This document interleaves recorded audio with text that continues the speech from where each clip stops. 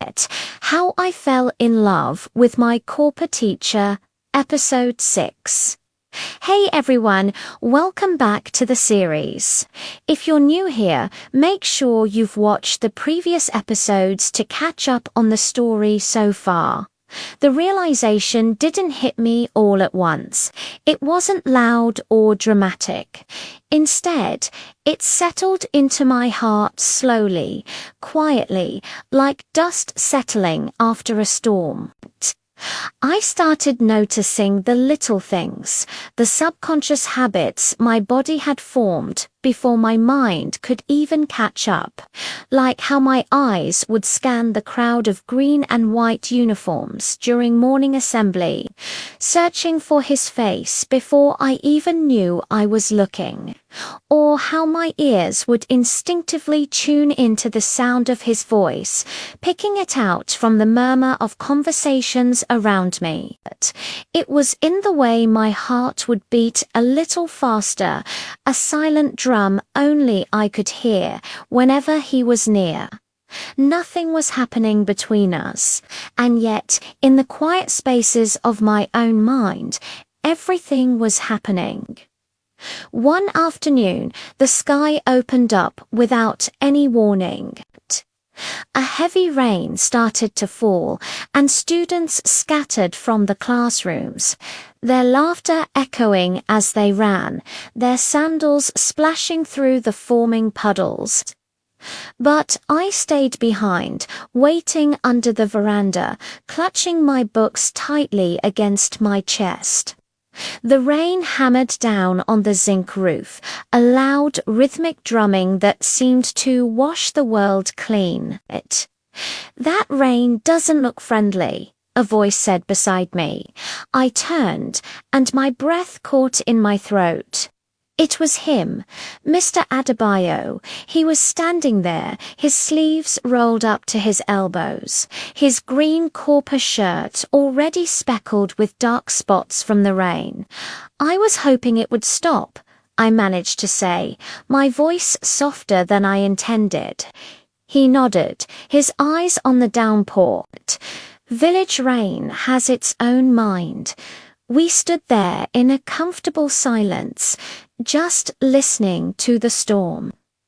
For a moment, it felt like the entire world had shrunk to just that small space under the veranda. There was the sound of the rain, the fresh, earthy smell of wet soil, and his steady, calming presence right beside me. I was so aware of the distance between us. It wasn't close enough to be improper, but it wasn't far enough for me to ignore him either. "You write often," he said, breaking the silence. "Yes, sir. About what?" I hesitated for a moment. How could I explain it? About things I don't know how to say out loud.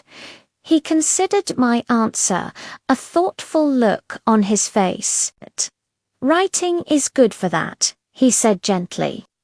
"It lets feelings breathe without causing trouble."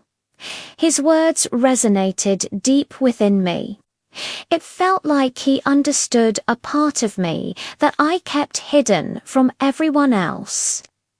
Eventually, the rain softened, slowing down to a light, misty drizzle. Students began to leave in small groups, their voices a soft hum in the distance. When it was finally light enough to go, he stepped aside, motioning for me to pass first. "Take care," he said. "You too, sir." I walked away, my feet feeling heavy, my heart feeling even heavier. That night, back in my room, I opened my notebook to a clean, empty page.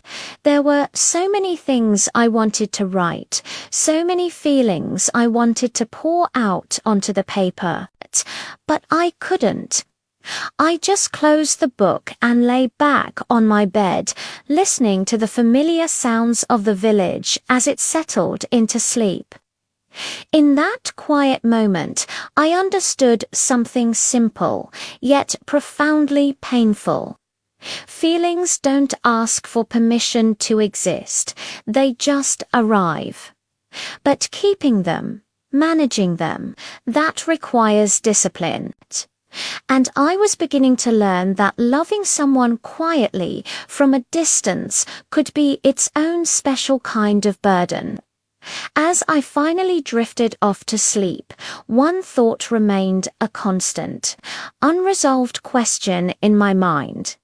If silence was the only safe place for this feeling, how long could I stay there before I completely shattered? To be continued. Thanks so much for watching episode 6. What do you think will happen next? Let me know your theories in the comments below. Don't forget to like this video and subscribe so you don't miss the next episode. See you soon.